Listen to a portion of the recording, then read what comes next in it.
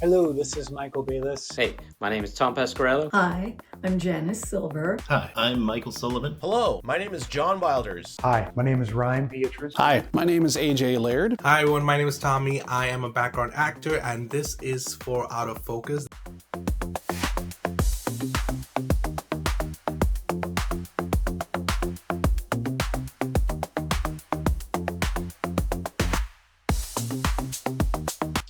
Hello, this is Michael Bayless.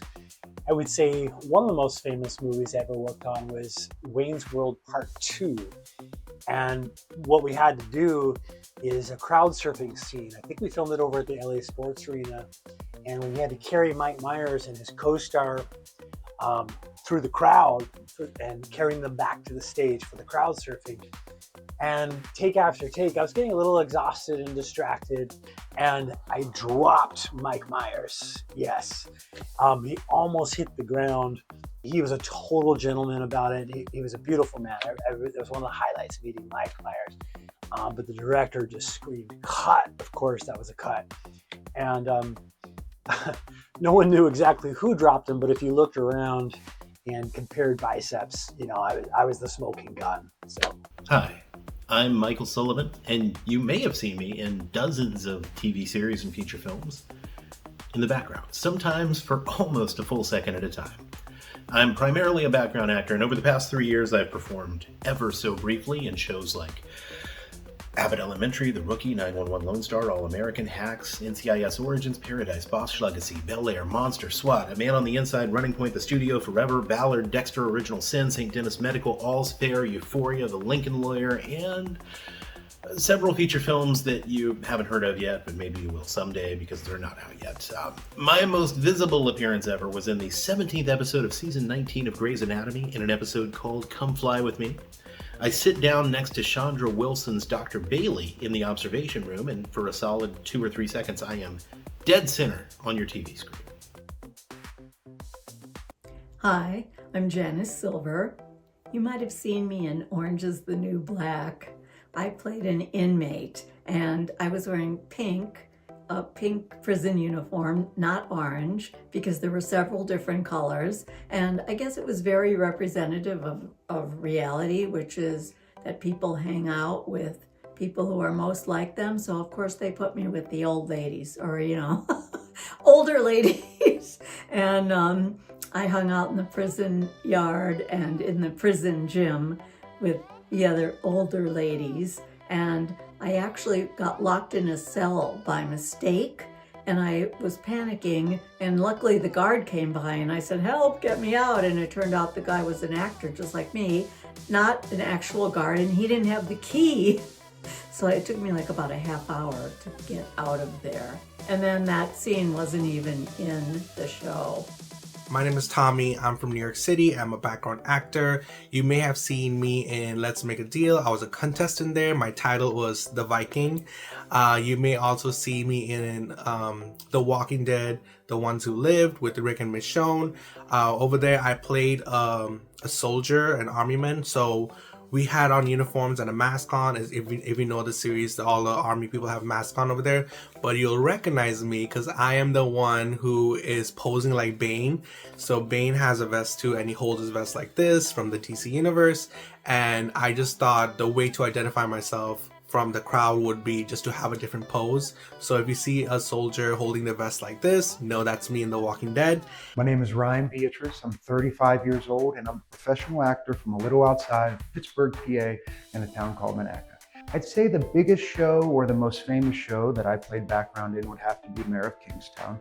I was an inmate for season 3. I did a lot of the general population scenes, as well as I played basketball and did some other fun scenes. However, it wasn't directly just me. The biggest scene I did with them would have been in season 4. I played the prison tattoo artist, and there's a scene of just me giving a pick and poke tattoo with guitar string, and it's just me and the other gentleman's arm in the scene. It was a lot of fun and probably the most seen one for me. My name is AJ Laird, and the biggest background part I think I've ever had would have been Chicago PD. This would be season 9, episode 14. I got to be a featured extra, so not hard to miss because I was a corpse that was discovered that had fallen down a flight of steps. So definitely prominent in the shots that I was in there, for sure.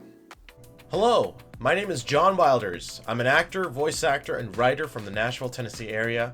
And throughout my acting career, I have done a lot of background work. Now, as a background extra, I think the most famous project that I've ever been a background character on has been probably the 2014 movie Dolphin Tale 2 with Morgan Freeman.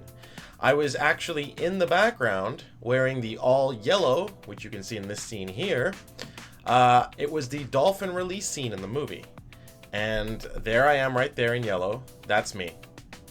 Hey, my name is Tom Pescarello. One of my favorite scenes I ever did, which I also came up with the idea. It wasn't in the script, which I'm very proud of. And it's from a movie that's streaming on Tubi right now called The Silent Crisis. Please definitely check it out. I was a cop, and toward the end of the movie, after the visual for a young boy that went missing, I came up and I kind of spied, and it was a very creepy look. And I actually wanted the audience to think I had something to do with the disappearance. The first background gig was really just based on a dare. I got into background work in February 2023. Before that, I was the director of revenue management. Very boring. Not gonna bother you with the details. And I had this super jealous roommate who considered himself the next big thing in Hollywood. I immediately signed up for Central Casting. I thought, oh, that is so cool. Because he was so annoying, I thought, let's shut him up. I saw an ad that they're looking for extra. I thought, well, why not? Let me try it. It was through an agency. My roommate, who I went to college with, he came home one night and said, hey, I got a background gig on a movie, like a real movie. I signed up for Central Casting, and that first gig was on 911 Lone Star. I found out that it was Prison Break, so I was one of the prison inmates in Prison Break, and I was like just 2-3 rows behind Michael Scofield. The first day I was there, they said, oh, we need people for Law and Order. So it was a movie called Roommates. It was starred Peter Falk and D.B. Sweeney and Julianne Moore and Ellen Burstyn and a whole bunch of other people. I thought I was going to be famous. I was so excited. I remember I called my sister as soon as I left there and I said, I'm going to be on Law and Order. Okay, I didn't know what that actually meant, that it could be 12 hours in a day. And then also, you don't even see yourself on TV. It was an unremarkable day, really, but the experience was so much fun and more interesting than any day I'd ever experienced at a corporate job. We signed up for Central Casting, and within a week, we were regaling this jealous roommate with stories of being on Melrose Place and meeting Heather Locklear and all these movie stars. We're getting checks from Paramount while he's playing a tree in Snow White, so... The number one tip that I would give to somebody who's looking to get on a major set tomorrow would be keep sending those emails out, keep sending those links. Just apply everywhere, you never know what would be great for you, what is a good fit for you. Sometimes I send out 20 a week and I only get back one, sometimes I get back none. But that one always matters to me. The only secret that I have is that for all those sites, I sit down and I submit to every viable job every single day. Because I'm not in great shape. I'm not good looking. I don't have training. God knows I don't have connections. But by God, the one thing under my control is hitting that submit button every single time I can. It's pretty easy, really, to get something because you just have to sign up for a lot of different websites. One of the biggest ones is Backstage.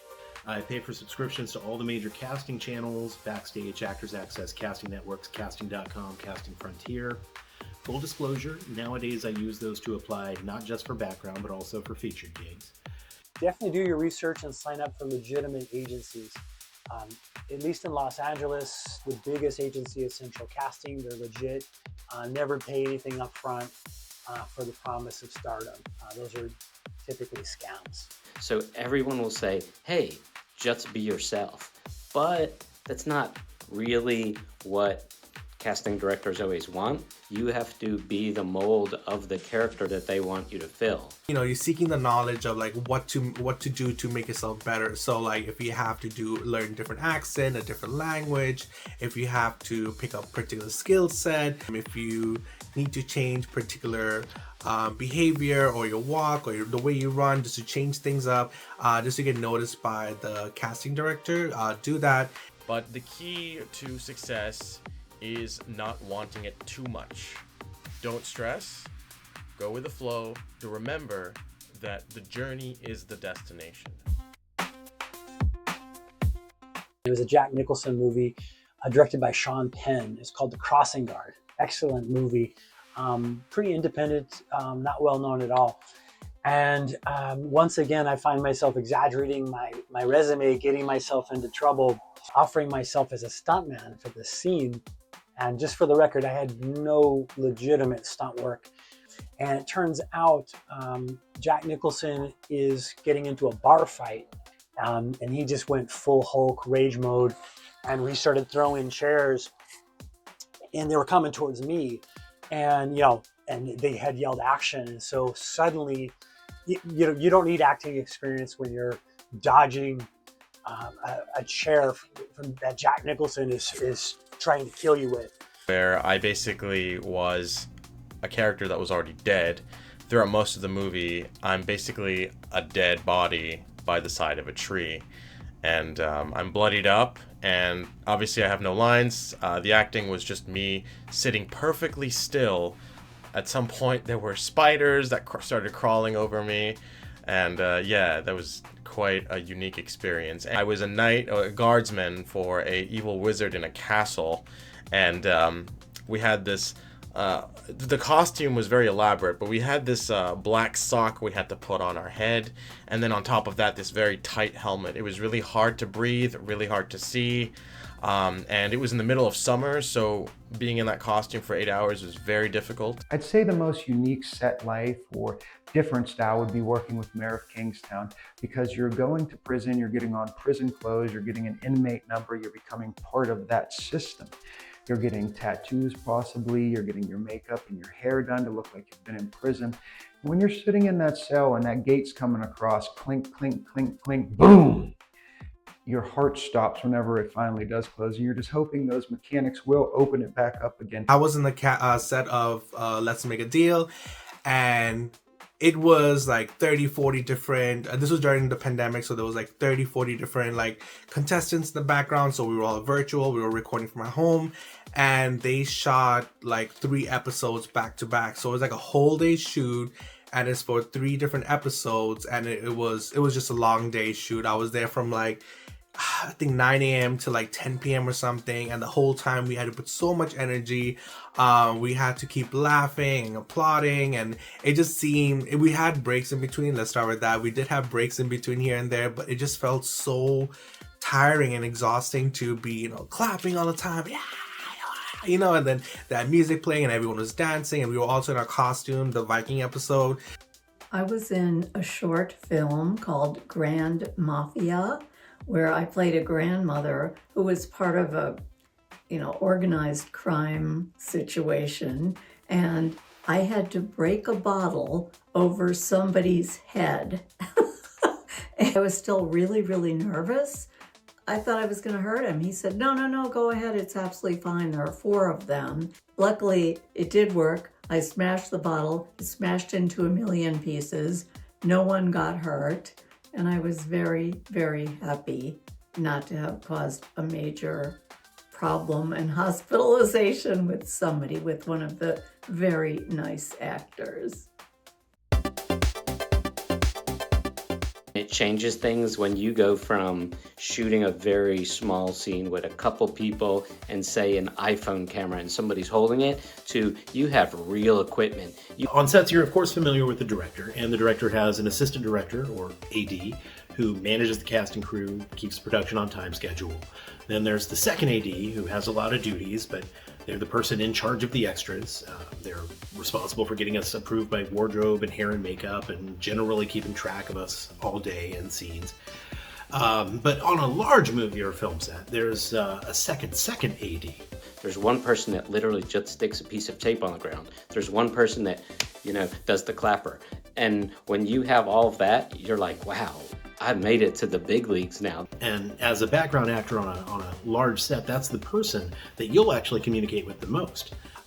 So sometimes you go to work and you think you're just like this background actor, and you just like, you think that, you're just walking around doing small things, but then they'll be like, you know what, we need you in the front over here. We need you to say things. They really made me feel like I was part of the main cast. I mean, I had my own trailer.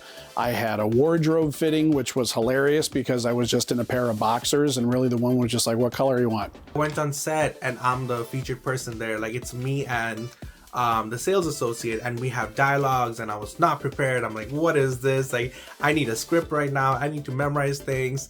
As an extra, a lot of times you are in an information-free environment. You don't have a tremendous amount of understanding what's going on when you get there. And you just get very short barked directions. Hey, just pretend you're talking to this person over here. And I would like to give a shout out to the show Bosch Legacy, which had a second AD named John Wayne Marshall. And John Wayne would go around to literally every single one of us and make sure that we'd understand what's happening in the scene. Here's what your character was on his way to do when the scene started. When you hear X, here's the path that I want you to take.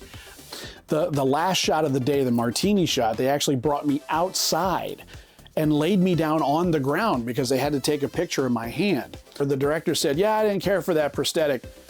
Just take him outside and lay him on the ground. So they shot my hand, they just put a blanket over me and they shot my hand on the ground and just kind of CGI'd me out of there. So when you see the episode and when they're walking up to the house and they see a hand on the ground, that's really my hand, and they just erase the rest of me. You never know what you have to do. You might be switching, you got casted for a hero, now you have to be a villain.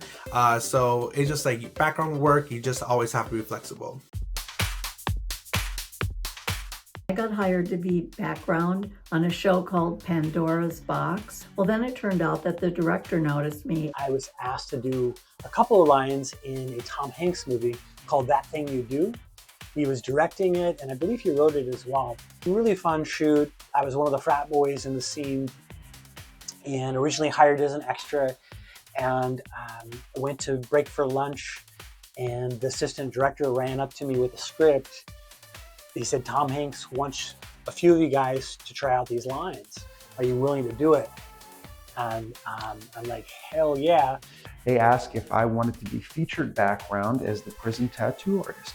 I said, yes, that sounds like a lot of fun. So I got a scene of just me, having the cameras around me, having the director directing me, having everyone looking at me, giving a pick and poke tattoo to an inmate on a prison TV show on Paramount Plus. Put me in a position of being the mother of a murderer who coincidentally killed me as well. And it turned out it was in Spanish. I think the line was La Señora de las Costas. That was the line, and we had to sing it and dance. I did get killed by my son. However, they didn't show that. So that was very lucky because I think it would have been disturbing. As an extra, you're a mute. Anytime you're rolling film, you're a mute. And to go from a mute to popping that cork and to be able to express yourself, have these lines, have the cameras on you, the boom guy, the boom microphone over you, and you can go crazy because it was a very energetic, high energy scene. Have Tom Hanks laughing in approval is the ultimate permission.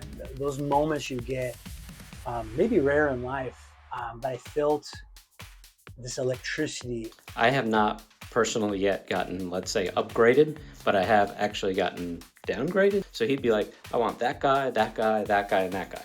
Well, then they would do that. Then the next scene, he'd be like, who hasn't been picked? And then they'd be like, okay, let me get now this guy, and this guy. Well, eventually they did all the scenes and there were still 3 of us left. So sometimes you actually show up and get paid and you don't even have to do any work. The first thing they tell you is absolutely under no circumstances should you be speaking to any of the actors. You don't expect the foreground talent to have interactions with background, but when they do, it's incredible. When I was on And Just Like That, Sarah Jessica Parker was in my scene, and she was so lovely to everyone. So I once did a commercial with a famous race car driver. I won't name his name. Basically, he had a reputation of kind of being, mean. Basically, after the commercial, somebody went and said like, hey, could I get your autograph or could I get a picture with you? And he did it. And then another person went and eventually they said, hey, we'll let you guys form a line and you could, come up and take a picture with him. The biggest celebrity I met on set while working, like my coworker, is Andrew Lincoln and Tanaya Guerrera.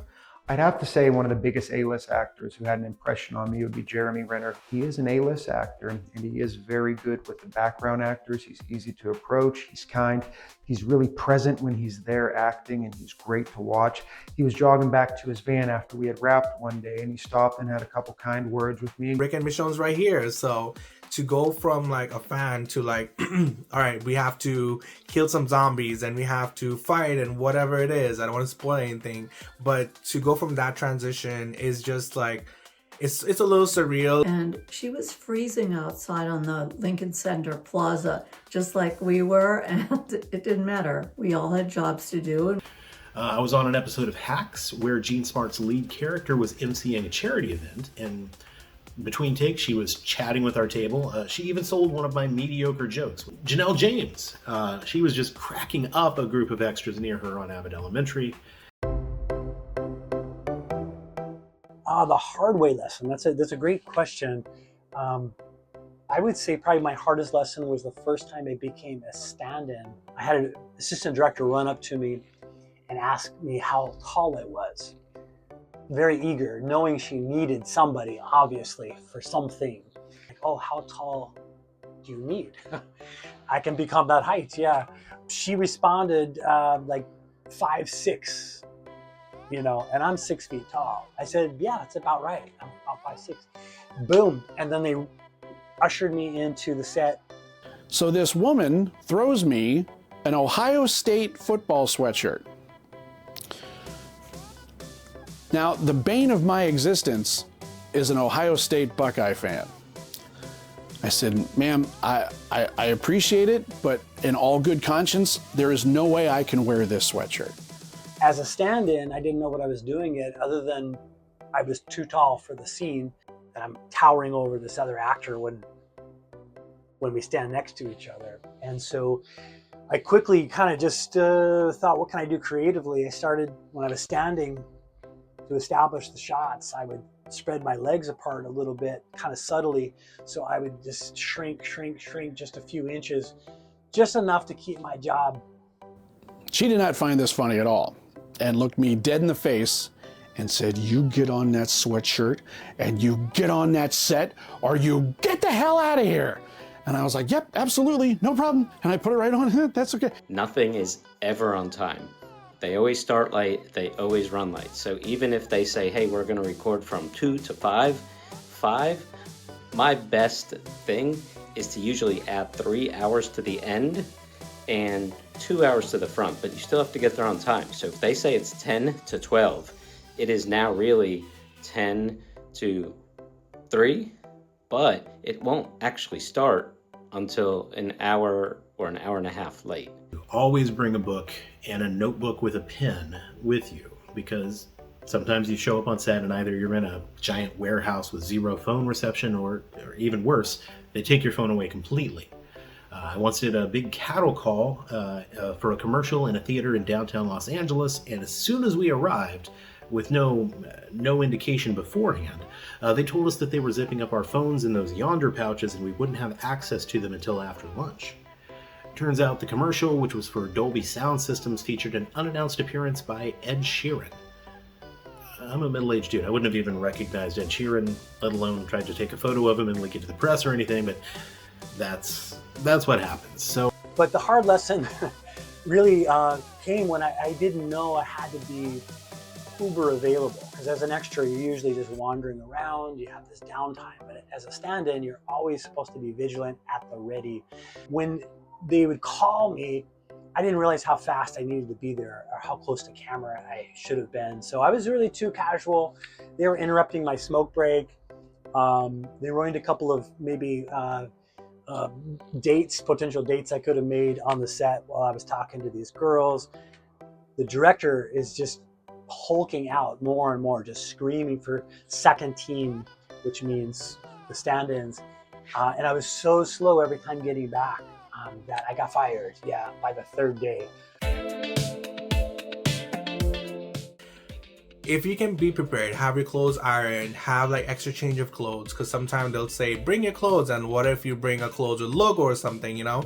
Definitely being on time. There's a call time and you need to be there.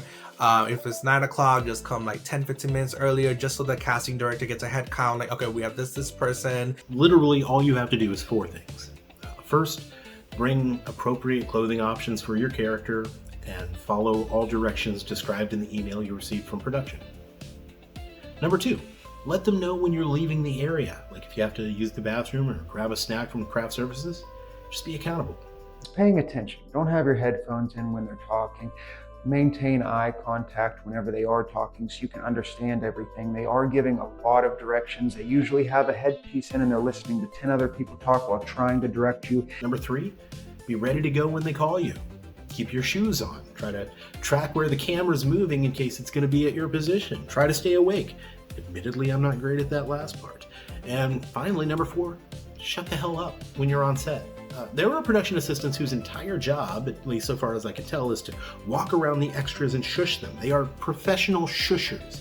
Don't talk to the actors. Don't ask for autographs. Don't like to take pictures and selfies every 5 seconds. Actors or, big one is like trying to jockey into position to make sure that you're seen in a scene or you're looking right at the camera. If you feel that little thing coming in your mind, that little extra thing you want to do that might get you noticed, don't do that. If they change the date 10 times, they want you to then change your schedule 10 times. They don't care if you say, hey, I've already changed it for you 6 times. This 7th time I just can't do. They will simply replace you in 2 seconds. Anybody who's thinking about being a background actor needs to know that it's very long hours. You can be on the set sometimes for 12 hours, and so you need to, and you're sitting there. You're just sitting at a table. Usually you get a table. You need to bring a book, you need to bring your phone, you need to bring your charger. You could be there for hours and hours and hours. You could sit there bored, playing on your phone, doing whatever, reading a book. Can it get boring? Unbelievably boring sometimes. I usually try to be productive in 2 ways. One, I bring my laptop and I try to do my regular work while I'm there in the downtime. But always know that when they say they're ready, you got to close that laptop and run. If you do like to socialize, definitely socialize. It is the best place to network. Walk around, talk to people, ask them, how long have you been doing this? Where do you usually get your gigs? What platforms do you use? Do you have an agent? And these people will give you information that's worth more money than you'll get in your first 50 gigs. And even if you're introverted, even if you prefer to just listen to music or read a book, always be open and willing to talk to someone that wants to talk to you. If you want to be an actor, are you working on scenes? Are you memorizing lines? Are you studying acting on the set? Maybe running lines with other extras? You're probably a cinephile, so watch the crew as they change out every aspect of entire rooms between takes, or listen to the way the director and the cinematographer speak. They're using so much jargon that at first it's going to seem like a foreign language. Meet new people. It's not just the actors, it's also the crew. It's the people who are cleaning up after you. It's the people who are serving lunch. It's people who are just part of the venue as workers. You can talk to everyone and network. You never know what someone else knows. You never know what you can learn from somebody. The person portraying mute juror number 7 today, that's often a writer or producer or a lead actor on other days. If I could go back in time and tell myself these things, it would be kind to yourself, be kind to yourself. But I would say don't be content to remain or be a shadow, to be a mute. Make sure you ask yourself honest questions. Do you have the courage to go beyond this job? So always keep your mind open, be ready to grow. This field can take you as far as you want it to. If it's your passion, stick with it. It's something I plan to never give up, and I hope to always be around doing this. If you were meant for this work, that first 12 hours is going to fly by. The goal is to be in a Marvel movie, but that's the goal. But definitely, you can always work in small projects, and I'm only working in projects that I think is very interesting. Like this project, for example, is like educating and helping others. If my stories can help other people learn and become better, I'll definitely help out with that, give out that free advice. But I think the goal is that to be noticed, to be in all these films, and work with all these great actors, and have the all these credits, like IMDb credits, and have this experience that I can share with my friends and family. But to be able to say you're on set, and to be able to say that you're an actor in that particular show or that film, it's all worth it. You'll probably never find such fascinating scenery and coworkers in any other field. And don't spend your entire day at the crafty table. I've been doing that for 3 years now, and now 80% of my pants don't fit.